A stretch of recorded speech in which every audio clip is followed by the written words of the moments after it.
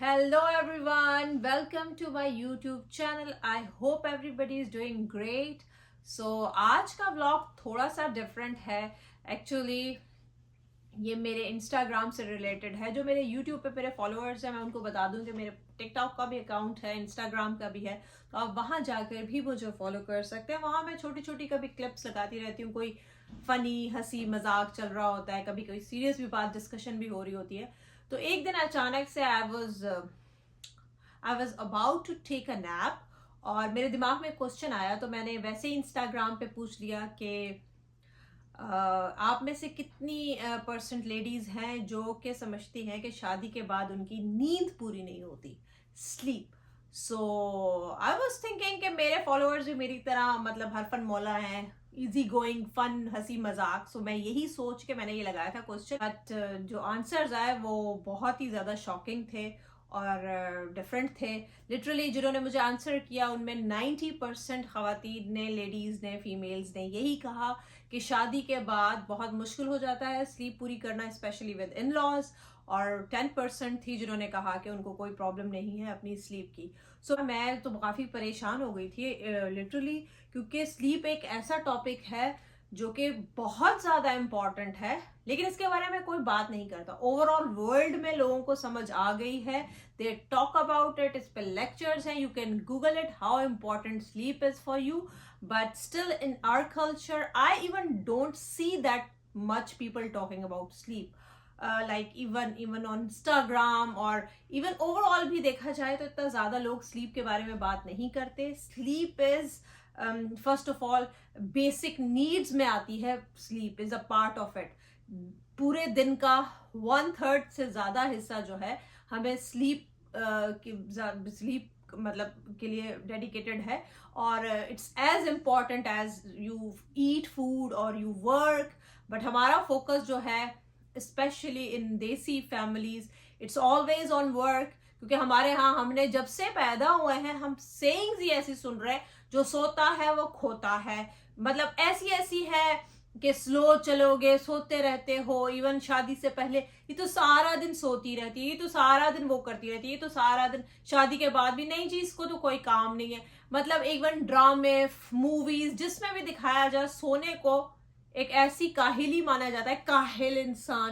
मतलब मेरे ख्याल में बचपन से मैंने कभी अदर देन डॉक्टर्स और मेडिकल फील्ड मैंने स्लीप के बारे में किसी नॉर्मल डिस्कशन में, लेडीज में, या आप किसी क्लब में चले जाएं या फीमेल्स में कभी बात करते हुए सुना ही नहीं है.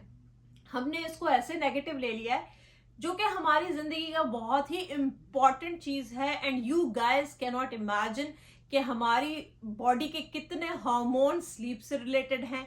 अब हार्मोन्स हमारे बॉडी पे क्या इफेक्ट करते हैं, मेजॉरिटी तो आप लोगों को पता ही होगा, बट मैं बता ही देती हूँ. मतलब अब मसला ये है कि I want to keep this vlog as simple as I can, but इसमें कुछ टर्म्स मेडिकली यूज होंगी जिससे आपको पता चलेगा कि स्लीप कैसे रिलेटेड है. तो सबसे पहले तो मैं आपको ये बात बताती चलूं कि एक एडल्ट इंसान के लिए 7 to 9 आवर्स की स्लीप बहुत ज़रूरी है 24 आवर्स में. So but if you compare males with females, तो फीमेल्स को स्लीप की ज़्यादा ज़रूरत होती है, एज हमारी बॉडी हार्मोन्स से ज़्यादा इफेक्ट होती है, एज हमारी लाइफ में फिजिकल चेंजेस ज़्यादा आते हैं. यू नो हम चाइल्ड बर्थ डिफरेंट, हर मंथ हमारा साइकिल जो है डिफरेंट चल रहा होता है, तो हमारी बॉडी हार्मोन्स पे बहुत ज़्यादा डिपेंड करती है. तो yes, sleep is related associated with hormones. अगर हम प्रॉपर स्लीप ना लें तो बहुत सारे हार्मोन्स डिस्टर्ब हो जाते हैं, हार्मोन्स डिस्टर्ब हो जाते हैं तो बहुत सारी बीमारियां हो जाती हैं. सो ये सब कुछ रिलेटेड है. और स्लीप, पहली बात तो ये कि आपको मैंने बता दिया 7 to 9 आवर्स तो स्लीप आपने लेनी है, लेकिन स्लीप को बेहतर है कि प्रॉपरली नाइट टाइम पे लिया जाए. अगर आप नाइट टाइम की स्लीप कम कर देंगे या नहीं लेंगे तो सीधी सी बात है वो इफेक्ट आपका हार्मोन्स पर भी आएगा. तो हम आपको पहले बता दें कि स्लीप किन किन हार्मोन्स पे इफेक्ट करती है. उसमें सबसे पहले आ जाता है कॉर्टिसोल, जिसको हम, जी आयमा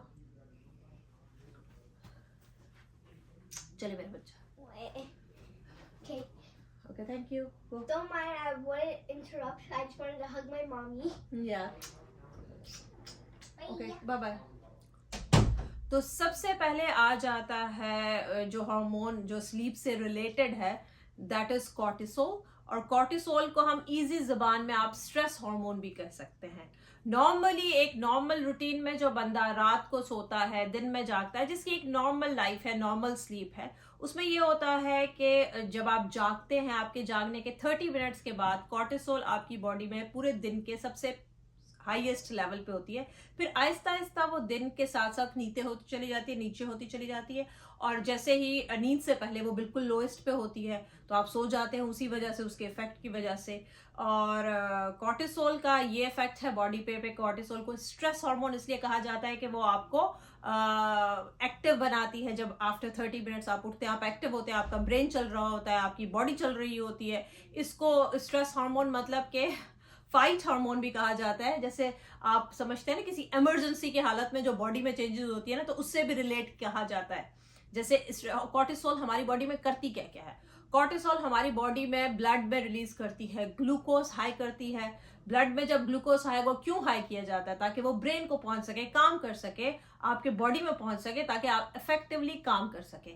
अगेन जैसे आप देखें, कॉर्टिसोल जब हाई होती है तो वो ब्लड प्रेशर को हाई करती है। ब्लड प्रेशर को हाई करेगी तो ऑफ कोर्स ब्लड जो है आपकी बॉडी में प्रेशर के साथ मूव होगा। जैसे आप आराम से सो रहे होते हैं, आपका ब्लड प्रेशर लोअर होता है एज कंपेयर टू जब आप जाग रहे होते हैं। तो इस पे इफेक्ट करती है। अगर कॉर्टिसोल जो है आप बहुत ज्यादा हो तो आपकी इम्यूनिटी डिक्रीज हो जाती है। कॉर्टिसोल्स की अगर लेवल ज्यादा हो तो इसीलिए कॉर्टिसोल एक्स्ट्रा नहीं होनी चाहिए, तो मतलब एक्सेसिव अमाउंट ऑफ प्रोडक्शन नहीं होनी चाहिए। और कॉर्टिसोल कहाँ से प्रोड्यूस होती है? मेनली कॉर्टिसोल प्रोड्यूस होती है एड्रीनल ग्लैंड से, जो कि किडनी के ऊपर होते हैं, और पिट्यूटरी से भी होते हैं, बट कम होती है। ज्यादातर जो है मोर देन 90% उसी से, एड्रीनल से होती है। और इसका मेन काम यही होता है आपको इफेक्टिव इमरजेंसी और stress in sense active phase में रखना, कि आपके दिमाग चौबन सब दिमाग जारी रहे। तो ज्यादा मेडिकल में टर्म्स नहीं यूज करना चाह रही, ताकि मेरी बात एक नॉर्मल बंदे को समझ आ सके, but it is related to I had to tell. और मैं आगे पीछे भी हो सकती हूँ बात में, सीधी सी बात है, मैं विदाउट एनी रीडिंग पढ़ रही हूँ। तो कॉर्टिसोल की हम बात कर रहे थे। तो बॉडी में मैंने जिस तरीके से बताया कि सुबह के टाइम एक नॉर्मल रूटीन में एक जो बंदा नॉर्मल स्लीप करता है इतना, उसका इस तरीके से चलता है। मैंने बताया सुबह नींद के उठने के बाद 30 मिनट्स के बाद सबसे ऊपर होती है, फिर आहिस्ता आहिस्ता चली जाती है। नींद से पहले लोएस्ट लेवल पे होती है, तो आप इसलिए सो जाते हैं। और अगर कॉर्टिसोल जैसे आपकी नींद डिस्टर्ब है, आप सोचे एक बंदा जो है रात को जाग रहा है, रात को सो नहीं रहा, जिस टाइम पे उसकी कॉर्टिसोल कम होती है, तो उस पर फिर आपको बॉडी ब्रेन मैसेज करना शुरू कर देता है बॉडी एक्टिव है। मतलब अब बॉडी फिर एक्स्ट्रा कॉर्टिसोल प्रोड्यूस करती है, क्योंकि बॉडी को एक्टिव रहने के लिए कॉर्टिसोल चाहिए, जो उसने एड्रीनल ग्लैंड्स ने प्रोड्यूस करनी है, उसको मैसेज आ रहे हैं। तो ऑफ कोर्स फिर एड्रीनल ग्लैंड जो है वो एक्स्ट्रा कॉर्टिसोल प्रोड्यूस करेगा। जब एक्स्ट्रा कॉर्टिसोल प्रोड्यूस करेगा तो ऑफ कोर्स अगेन बॉडी में ब्लड शुगर ज्यादा होगी। अब ब्लड शुगर ज्यादा होगी तो वो भी बॉडी खुद ही अपनी डॉक्टर है, तो ऑफ कोर्स फिर आपकी जो इंसुलिन है वो ज्यादा पैदा होगी, और गलत टाइमिंग्स पे ये पैदा होगी। मैं उन लोगों के लिए बात कर रही हूँ जो रात को सोते नहीं है, जो अपनी नींद पूरी नहीं कर पाते, तो उनके साथ ये डिस्टर्बेंस हो जाती है। तो आपकी ब्लड शुगर ज्यादा हो जाएगी। इंसुलिन जब एक्स्ट्रा पैदा होती है तो इंसुलिन रेजिस्टेंट हो जाती है, उसकी वजह से आपकी जो शुगर है उसको कहीं जाने का, इंसुलिन ने उसको सीधी सी बात है डिसॉल्व करना है।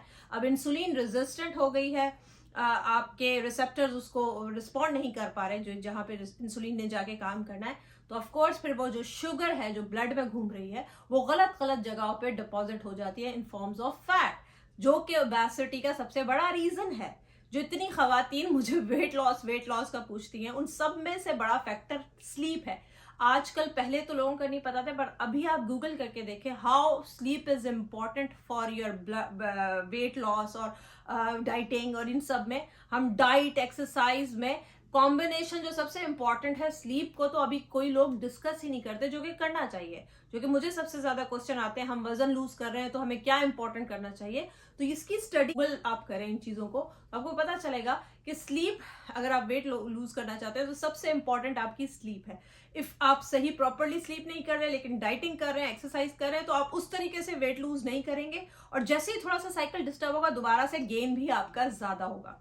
उसका भी मैं आपको बता देती हूँ। जैसे मैंने आपको बता दिया, शुगर ज्यादा होगी, इंसुलिन प्रोडक्शन ज्यादा होगी, इंसुलिन रेजिस्टेंट हो जाएगी, तो वो आपका डिपॉजिट हो जाएगा। अगेन, जब ब्लड प्रेशर, आप कम सो रहे हैं, आपके बॉडी को एक्टिव रखने के लिए कॉर्टिसोल चाहिए, क्योंकि रात को आप एक्टिव हैं, तो उसकी वजह से आपका ब्लड प्रेशर भी बढ़ेगा। और ब्लड प्रेशर एक्स्ट्रा ज्यादा देर तक आपकी ज्यादा टाइम में ऊपर रहे, तो आपको पता है कि ब्लड प्रेशर ज्यादा रहेगा तो कितनी बीमारियां, हाइपरटेंशन, हार्ट अटैक। और साथ में ऑफ कोर्स जब रात को आपका कॉर्टिसोल डिस्टर्ब होकर रात को बढ़ रहा है, हाई पीक पर है और दिन में स्लो है, तो ऑफ कोर्स उसका ऑपोजिट सुबह के टाइम ना होश होगा, ना आप एक्टिव होंगे, ना आपका दिमाग चलेगा, एंजाइटी, स्ट्रेस, ये सारी चीजें इसके साथ रिलेटेड हैं। अगेन कॉर्टिसोल बहुत ज्यादा लेवल तक ऊपर रहेगा तो उसकी हाई लेवल्स रहेंगी, एक्सेसिव अमाउंट होगी, तो इम्यूनिटी आपकी जो है वो डिस्टर्ब होगी। इम्यूनिटी डिस्टर्ब होगी तो अगेन उसके साथ जो फिर वो है आपकी डाइजेशन कम होगी, डाइजेशन नहीं होगी तो अगेन मेटाबॉलिज्म कम होगा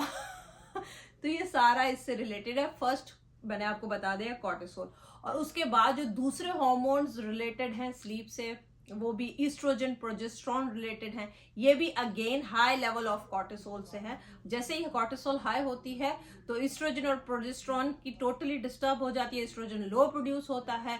इसमें बहुत सारे फीमेल्स के प्रॉब्लम आप देख लें इससे रिलेटेड है कि आपके हैवी पीरियड्स होंगे, आपको एमेनोरिया हो सकता है, आपकी साइकिल आगे पीछे हो सकती है, आपकी ओव्यूलेशन डिस्टर्ब हो सकती है, इसका मतलब आपकी फर्टिलिटी पे प्रॉब्लम होगा।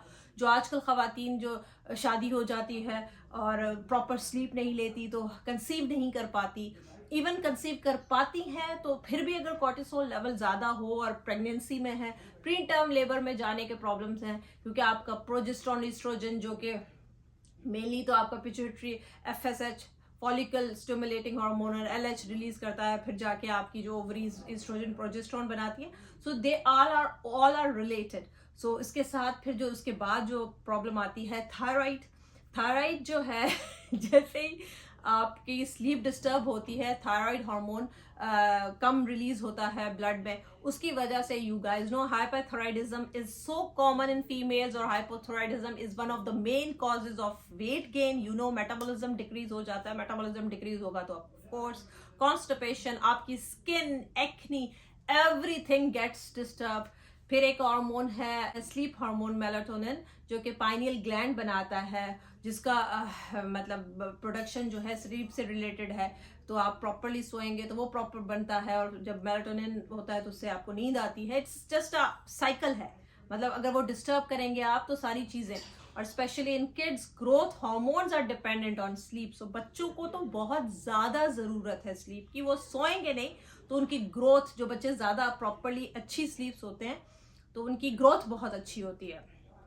सो मैं आपको बता रही थी कि हमारी सोसाइटी में फीमेल्स को तो स्पेशली, ये मैंने आपको बता दिया हार्मोन से कैसे रिलेटेड है, लेकिन हम आ जाते हैं हमारी सोसाइटी में शादी के बाद अगर कंपेयर किया जाए तो हमारा सारा जो फोकस है ना स्लीप का, हम जो लोग काम करते हैं स्पेशली हमारे हस्बैंड, हमारी कल्चर में अभी भी ज्यादातर खवातीन घर पे रहती हैं और बच्चे संभालती हैं, लेकिन जो जेंट्स हैं वो बाहर जाते हैं, तो हमारा फोकस नींद का भी उन्हीं की कंफर्ट के लिए होता है। लिटरली आप मानेंगे नहीं कि मैंने बचपन में जब ये देखा था तो कैंट्स और बेसिस में जैसे जीडीपी हुआ करते थे, मैं तेज तेज बोल रही हूँ, अकेले मुझे इस तरीके से फर बोलना भी प्रॉब्लम होती है, अगर बीच में मेरे वर्ड्स आगे पीछे हो जाए तो सॉरी फॉर दैट। तो मैं आपको बता रही थी, मुझे याद है बचपन में जीडीपीज ने सुबह फ्लाई करना होता था तो स्पेशली स्क्वाड्रन्स और बेसिस में लेक्चर्स दिए जाते थे इस पे कि अपने हस्बैंड की स्लीप का ख्याल करें, क्योंकि सुबह उठ के उन्होंने फ्लाई करना है। तो अभी तक हमारी सोसाइटी में इम्पोर्टेंस उसको दी जाती है जो घर से बाहर निकल के काम करता है, उसको नहीं दी जाती जो घर में बेचारा है और उसकी नींद पूरी नहीं हो रही और उसके बॉडी जो है फिजिकल चेंजेस से गुजरी है, जिसने चाइल्ड बर्थ किया है, हार्मोन इम्बैलेंस से वो बेचारी गुजरी है। उसके बाद बच्चे के बाद आप देखें उसकी नींद पूरी नहीं होती और उसके साथ कितने सारे हार्मोन्स डिस्टर्ब होते हैं, फिर वो कैसे postpartum depression, anxiety, you all guys know के। और उसके बाद जब शादी से पहले खातून खूबसूरत, पतली, नाजुक सी होती है और वेट गेन करती है, तो साथ में ये सारी चीजें कंपाइल करके उसके दिमाग में बिठा दी जाती हैं और उसको हेल्प करने कोई भी नहीं आता। लिटरली मुझे ऐसा लगता है कि जब बच्चा पैदा होता है तो वो एक औरत का, अगर अल्लाह ताला को तो ये सारी चीजें पता थी तो वो एक औरत को भी बच्चा दे सकता था, पर उसने बच्चा एक बंदे और बंदी शादी के बाद दिया ताकि वो शेयर कर सकें। और हमारे हाउस होल्ड्स में, हमारे घरों में कोई शेयर नहीं करता, बस उनका होता है हम नौकरी कर रहे हैं तो ये हमारा टाइम आराम का है। पर औरत का वो जो छोटे बच्चे को रात को उठ रही है 10 दफा, होना ऑफिशियली ये चाहिए कि रात को लेडीज को अनडिस्टर्ब्ड नींद मिलनी चाहिए, अनइंटरप्टेड आप कह सकते हैं, कि वो सोए और बच्चा जो है बाप देखे, लेकिन इस चीज को कोई फोकस ही नहीं करता, लिटरली लुक आफ्टर ही नहीं करते। इवन मैंने कुछ घरों में तो ये भी सुना है कि छोटा बच्चा जब पैदा होता है तो हस्बैंड्स रूम चेंज कर लेते हैं कि क्योंकि उनकी नींद डिस्टर्ब होती है। खवातीन की तो नींद है नहीं, वो तो इंसान है नहीं, they are not human beings, they can look after.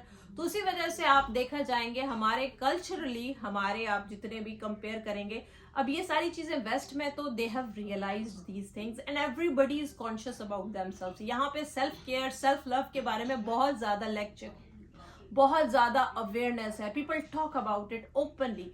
Although हमारे रिलीजन में इसको सबसे ऊपर इंपॉर्टेंस दी गई है, लेकिन इसके बारे में कोई ओपनली बात नहीं करता कि हाउ इम्पोर्टेंट। जब आप खुद ही अंदर से खुश या सेटिस्फाई नहीं होंगे तो आप कैसे सोसाइटी में खुशी या पीस या सुकून बांट सकते हैं? जब आप में कोई चीज है ही नहीं तो आप कैसे, सीधी सी बात है। That is why you see so much negativity in our ladies because of this all. और कोई उनकी बात सुनने को तैयार नहीं है, वो किन प्रॉब्लम से गुजर रही हैं, कैसे हैंडल कर रही हैं। तो मुझे बड़ा दुख हुआ, टू बी वेरी ऑनेस्ट। और लिटरली मैं उसके बाद 2-3 दिन तक सोचती रही कि वाकई मतलब एक स्लीप जो कि इतनी इंपॉर्टेंट चीज है, उस पर भी हमारी फैमिलीज में जॉइंट, एक तो हमारे जॉइंट फैमिली सिस्टम बहुत कॉमन है, तो उसमें मतलब बच्ची पूरी रात उसने बच्चे संभाले, छोटा दूध पीता हुआ बच्चा, यू नो न्यू बॉर्न, और उसके बाद वो दिन में सारा टाइम घर के काम करिए। नो बडीज, कोई उससे सुबह के या दिन में भी 2-3 घंटे लेके बच्चा रखता नहीं है कि बच्ची खातून सो जाए। This is so disturbing. So कहने वाली बात ये, मैं नॉन स्टॉप बोले जा रही हूँ, आई होप रिकॉर्डिंग भी, बट मैंने ये जो व्लॉग है अब बीच में पॉज भी लगा दूं। मुझे मेन मकसद इस व्लॉग को बनाने का ये था कि आपको अपने बारे में ही सोचना पड़ेगा। अगर लोग नहीं सोच रहे तो you need to search, you need to Google these things. पहले आपको अपनी हेल्थ, आपकी फिजिकल मेंटल हेल्थ बहुत इंपॉर्टेंट है।